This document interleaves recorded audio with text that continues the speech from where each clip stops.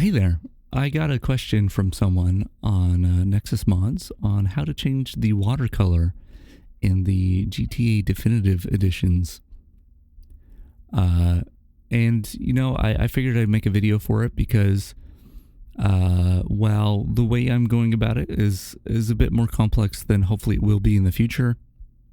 It'll at least get people started doing minor adjustments to materials in the games, which I'm all for. So yeah, let's get started. So the first things we're going to need are a few different programs. We're going to need a program called UModel or UE Viewer, and specifically one patched for the GTA Trilogy.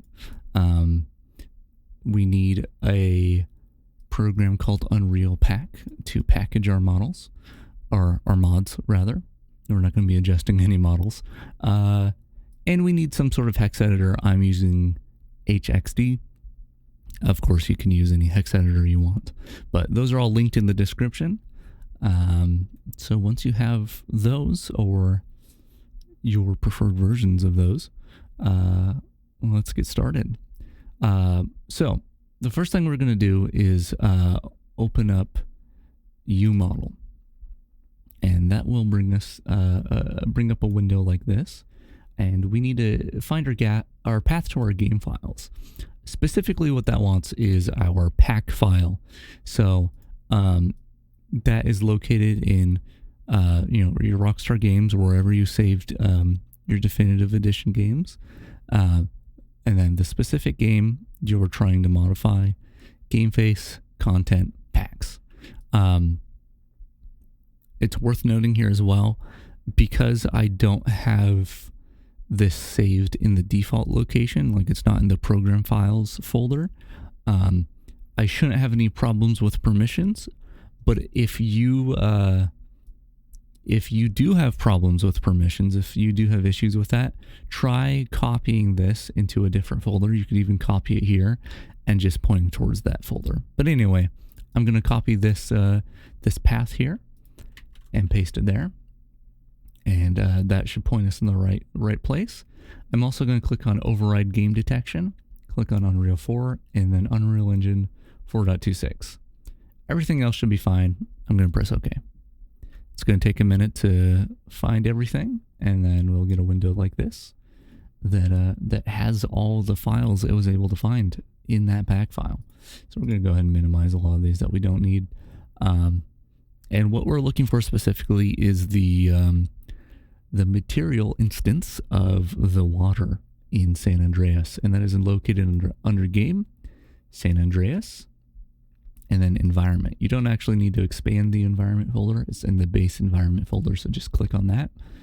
And this is the file we need right here. It's MI water SA. MI stands for material instance. So if you're going through these files, that's what that is. So there's a couple things we want to do here. The first thing we want to do is export this. So I'm going to go ahead and right click and export, and that should have made a folder here with the files in it. If you want it to save to a different place, you can go to options here, and there's an option to change where it exports to. It's also worth noting that if you are exporting any textures or models, these settings here should make your life easier, but isn't necessary for what we're doing right now.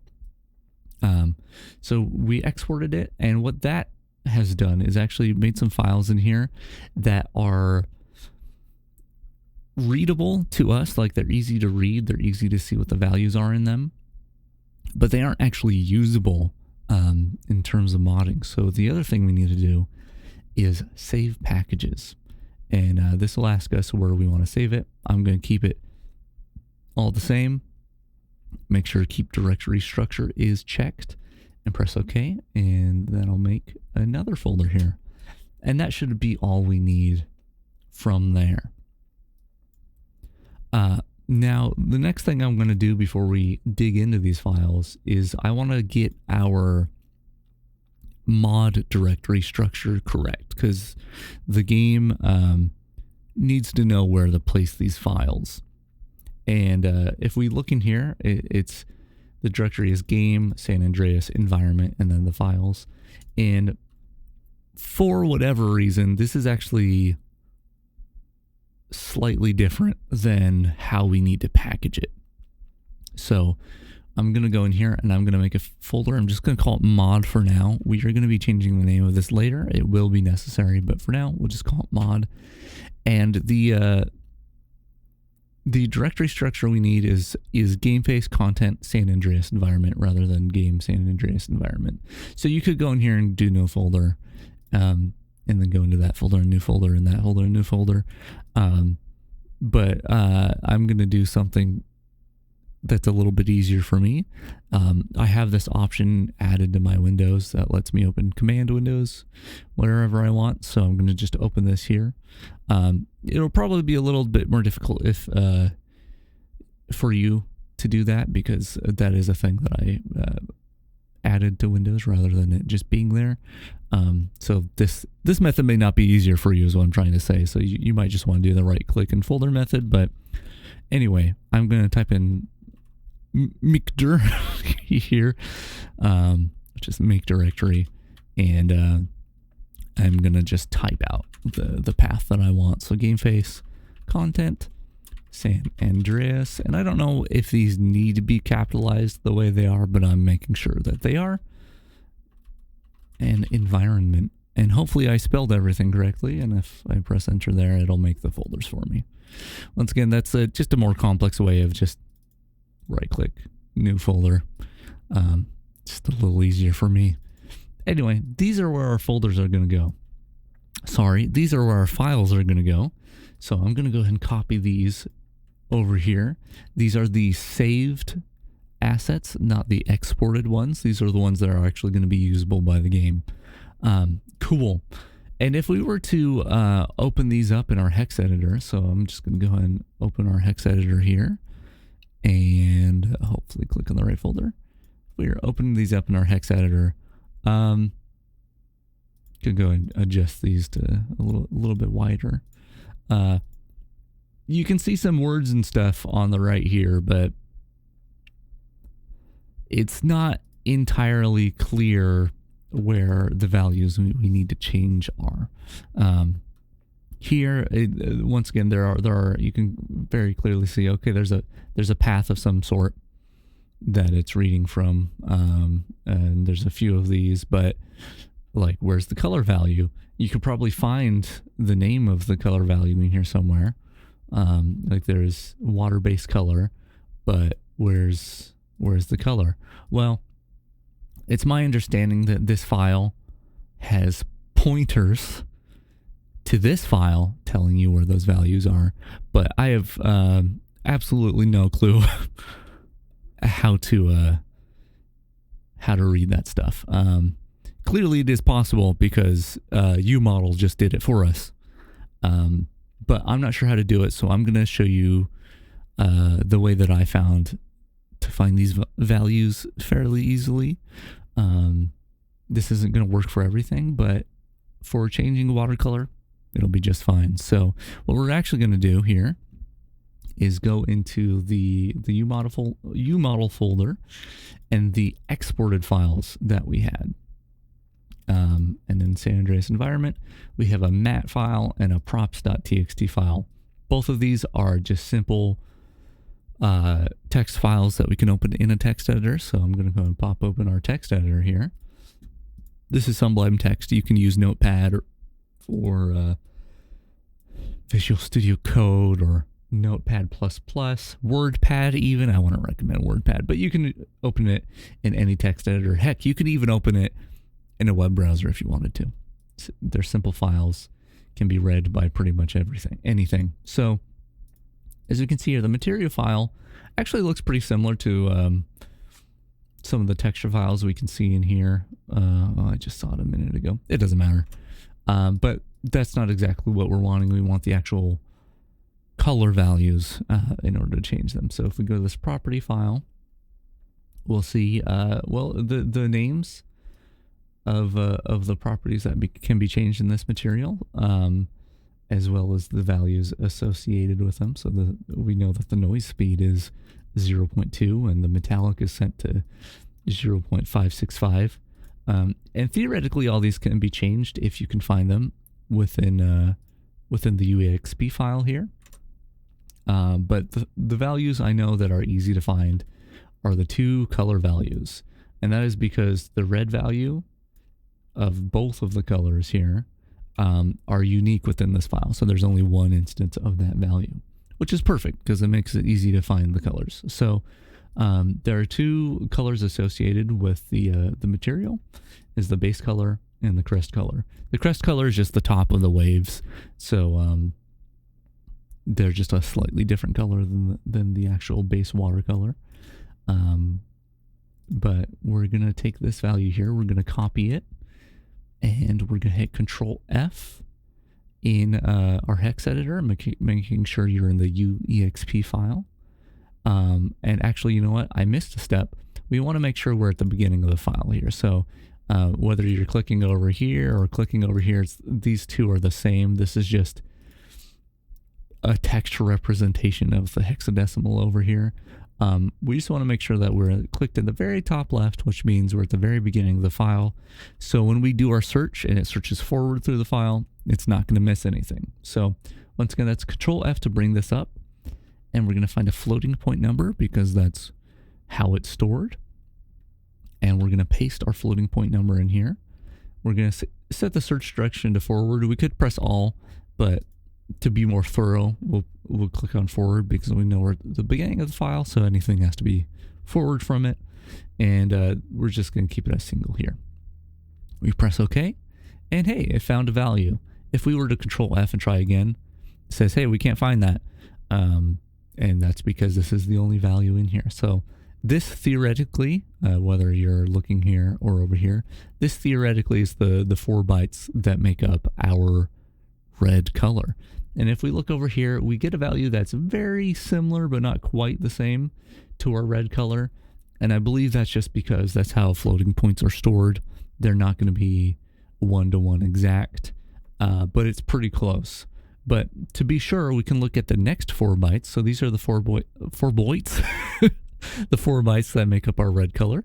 So if we look at the next 4 bytes, we can see a different value. And if we look at our text file here, we'll see, oh, that's very similar to our green value. And if we just wanted to be extra sure, we look at the next 4, and it's very, very similar to our blue value. So I'm pretty sure we have found our water-based color here. And, you know, just to top it off, we look at the next 4, our alpha is 1, as you can see here. Also worth noting, as we change these values are from 0 to 1. So if you're someone who's used to red, green, blue from 0 to 255, the easy way to go from one to the other is, let's say you wanted a value of 127, and you know your value range from 0 to 255. You just have to divide by either 255 or 256. I can't recall. I think it's 256, and you'll get your value there. But anyway, we're pretty sure we found our color values here. I don't know if changing the alpha does anything, so I'm not going to change it, but let's change this to something that's very noticeable. So once again, I'm going to go in here, and I believe our red is here. Yes, these 4 bytes are red. So I'm going to change this to, we'll make it like 0.25. I think I want to make this like a bright, vibrant green, like a toxic looking green. So I'm going to type in 0.25 into the single section here, press enter. You'll see that it's red. That means it's changed. I'm going to highlight the next 4 bytes. I'm just going to make this 1 because we just have a very bright green. And then the next 4 bytes, which should be our blue channel, going to just make that 0. And once again, we're going to keep the alpha the way it is. This might work. This might actually change the alpha of the water. I'm not sure. Perhaps you can make this lower and make it a nice clear water. I haven't tried that, and just for the sake of showing you how to do this, I'm going to stick to what I know works. So I'm not going to change it. Cool. So that should be our base color changed. Let's see about changing our crest color. So we're going to copy this red color once again, because I know it's unique within this file, so there should be only one instance of it. And we could Control F right now, and because I know that the crest color does come after this value in this file, but just to be certain, we're going to move right back up to the top of the file again, Control F, paste that in, press OK, and there we go. We found a value. If we search it again, it can't find another one, so we know that this probably is our red color right here. But just to be sure again, we can look at what our green color is. Okay, it's 0.939. So we look in here and we have a 0.939, and blue and alpha are 1, which you can look if you know what 1 is in hex, because it's pretty simple. It's 0000803F. We can see that the next two are 1 indeed, but you can look over here and that's easier. So this is our blue, green, and our red. So let's go ahead and just adjust the crest color. Let's make it stand out a bit. Let's just make it a bright red. So we'll make this 1, make the green 0, and the blue also 0. And that should be the two colors changed. Once again, theoretically, you could go in here and say, oh, I want to change the wave noise speed, and you could copy this, Control F. Can't find one. I didn't start at the beginning of the file. There we go. That's probably our wave noise speed. You could change that and see if it affects it, but once again, I'm just sticking to what I know works right now. You can experiment on your own. Anyway, so the thing what we're going to do here is you can see these are all red. That means they were changed, and we want to save our changes. So let's go ahead and do that. Save, and you'll see they've gone black. And if we go to our files here, you'll see it made a backup of that file. So if you irreparably change this file, you could delete this one and rename it to what this one is named, but we don't need the backup. We already have a backup of our file. So let's go ahead and just delete it. And that's the mod files done. So what we want to do is turn these folders with the files in the right places and within this folder structure. We want to turn this into an actual mod pack that we can insert in here, just like how the game has all its content in here. And so we're going to use UnrealPak in order to do that. But before doing that, I want to note, despite the fact that we only changed the UEXP file, I would recommend packing both of these in here. This UAsset file is no different than the UAsset file that the game is loading anyway. But in the event that the game updates in the future and this file changes, these two will be mismatched. The one that you modded and the one that is within the game, they'll have a mismatch and it'll crash your game. So I would recommend packing these both into your mod. Anyway, so let's go back to the UnrealPak folder. And before we can package this, we need to adjust the name of this folder so the pack has the correct naming scheme. You can make the pack and then rename the pack file. I just prefer to do it to the folder ahead of time. And so what we want to do here is rename this in a very particular way. We want to start with 500 and then an underscore. This 500, as far as I understand, is the load order, the priority that the mod is loaded in, and 500 is apparently the base level for mods.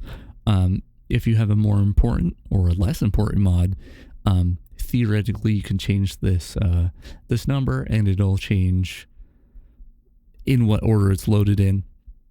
But in our case, we don't need to do that, so we're just going to leave at 500, which, once again, it's my understanding that's the base, but I'm not really sure. I'm just going off of what I've read. And then we're going to name it whatever we want. I believe, just need to not have any spaces in it. But I think you could have capital letters or lowercase, it doesn't matter. But I'm just going to name this GREENWATER. GREENWATER? How about GREENWATER? All one word. And then finally what we're going to do is underscore and then P. Now this _p is optional. It stands for patch, and it's my understanding that, say you just named it this and you made your mod file, and then you're like, oh, I need to change only a couple files, and so you wanted to make a patch for that, you could do _p, and it'll make sure to load after everything else. But just to make sure it's loaded, I'm going to put the _p in there, because that's what's worked for me. You can try it either way. Anyway, so we've renamed that. It's open in another program. Oh, I'm glad I caught that. So we have this open in HXD still. Press try again after closing it, and there we go. And now all we need to do is drag this onto UnrealPak with compression. So we do that. It's made a pack file for us. It's also opened up this window, which you couldn't see because it was off screen. And this is our mod. This can be injected into the game, no problem. And we should be able to see our green water. But before we can do that, we need to make one more folder in our packs folder. And that is, we got our little squiggly, which I believe is a tilde, and then mods. Squiggly mods, that's the name of our folder. We go in there, we drop our pack file in, and now theoretically when I start up the game and drive on over to the water, it should be green. I'm going to go ahead and pause the recording while I do that, just so I won't bore you with the anticipation of seeing whether the mod worked or not. Yeah, I'll unpause when I'm to the water. Alrighty, I've driven over to the water, and if you look here, we've got a nice toxic looking ocean here. And if we were to get real close, drive our car right in there, it's pretty hard to see because the waves aren't so heavy right now, but every so often you can see there's a little bit of red that pops up in the water. Yeah, it popped up right next to his head just there.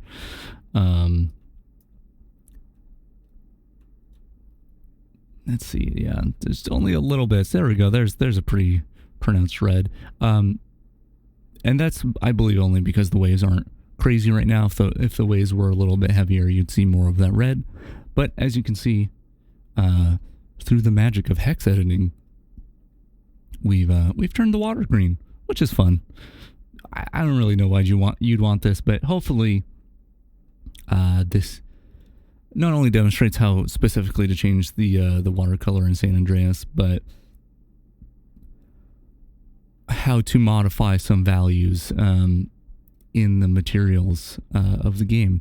Hopefully, in the future, it won't require hex editing to do this. Once again, I'm pretty sure there's a way to read those files that are made to figure out where the values are, so you don't have to hope that you have a unique value and find it and change it in a hex editor. But also, hopefully, we can inject custom materials into the game in the future. I discovered how to change the color of this in trying to change the water's material as a whole with no luck, but yeah, I'm hoping that this video will be a relic in the future. We'll look back on it and be like, man, we really couldn't do much modding that game. But anyway, that's enough of that. Thanks for watching. Hopefully I've helped you out. Hopefully you'll make some interesting changes to the game using this knowledge. And yeah, I look forward to seeing it. See you later.